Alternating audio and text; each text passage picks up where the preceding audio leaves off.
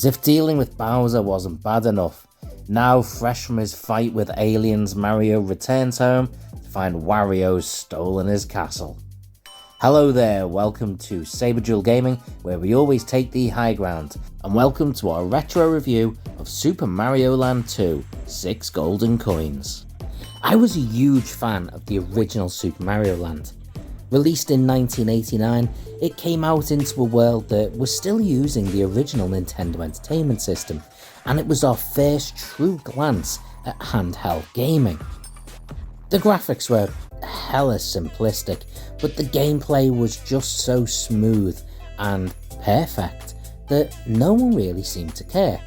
We were just happy to have a handheld Mario game and overlooked the graphical shortcomings of it.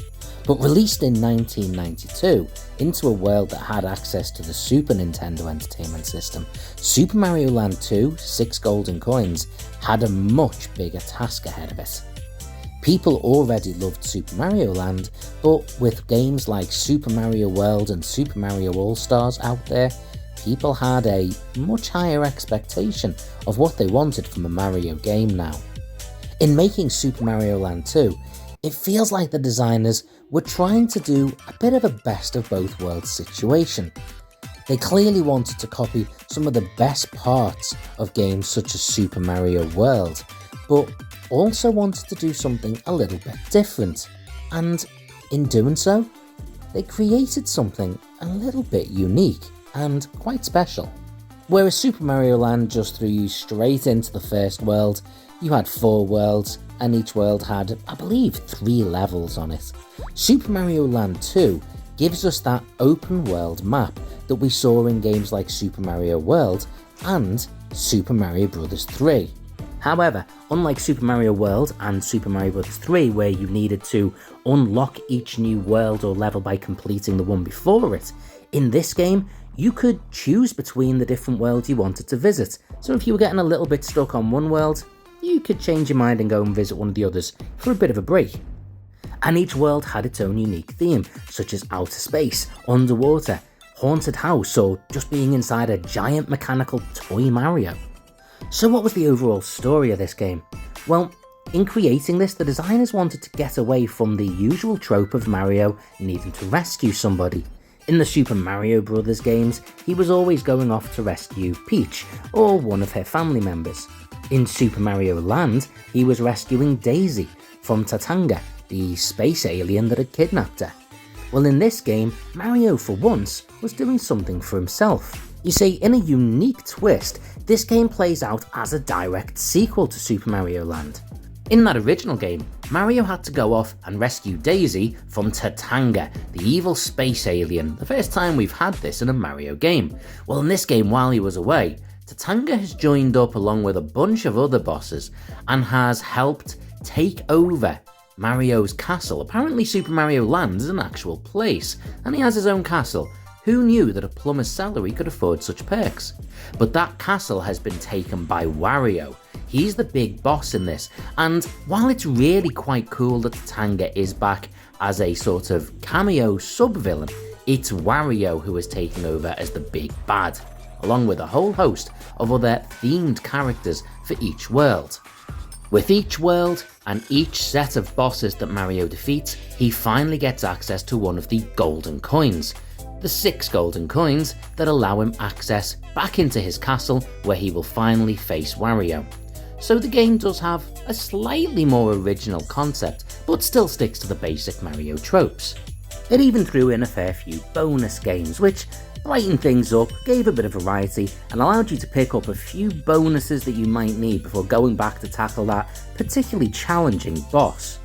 So, with all these additional bells and whistles thrown in, how did this game fare when it was first released? Well, it wasn't that clear cut. On the whole, it garnered scores between 80 to 87%, or the star equivalent, and that's still really good either way, but that is quite a wide margin.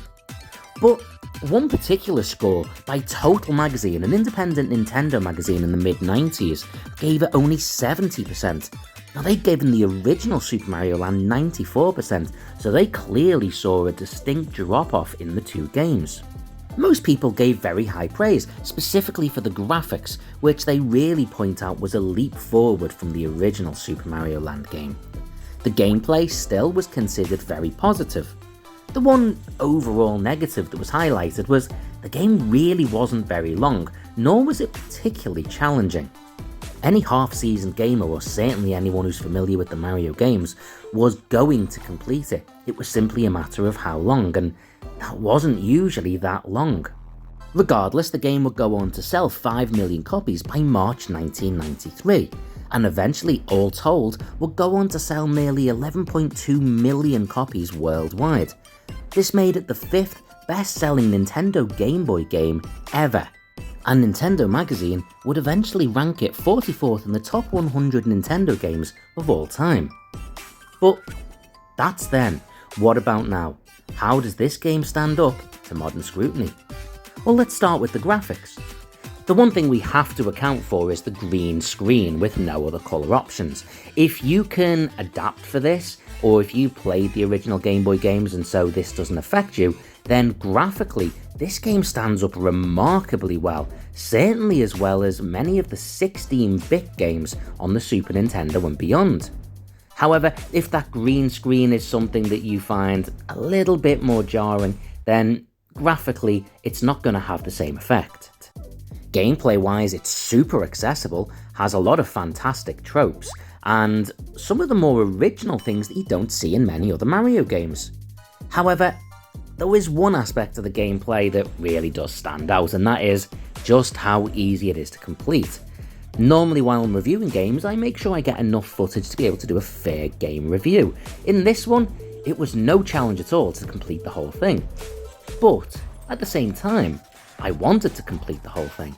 So whilst we could argue that made the game too easy, we can also argue that the gameplay and game was enjoyable enough that I wanted to see it right through to the end.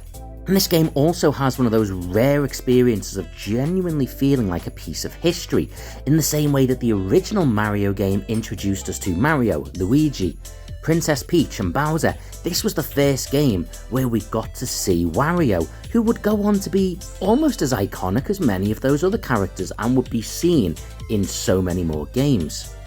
And whilst I've already mentioned it, I also got so excited when I realised that Tatanga from the first Super Mario Land game was in this game. Originally when I played it, I hadn't really registered that, so going back and playing this game now, so excited. So, does it matter how easy the game was?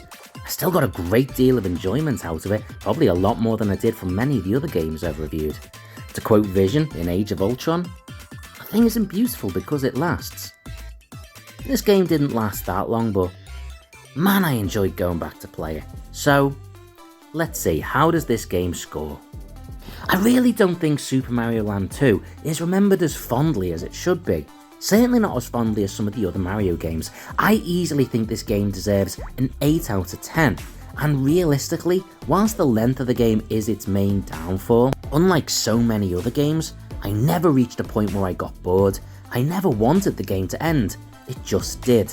And that for me is perfect. But what do you think of this game? Comment below, let me know. And until next time, take the high ground.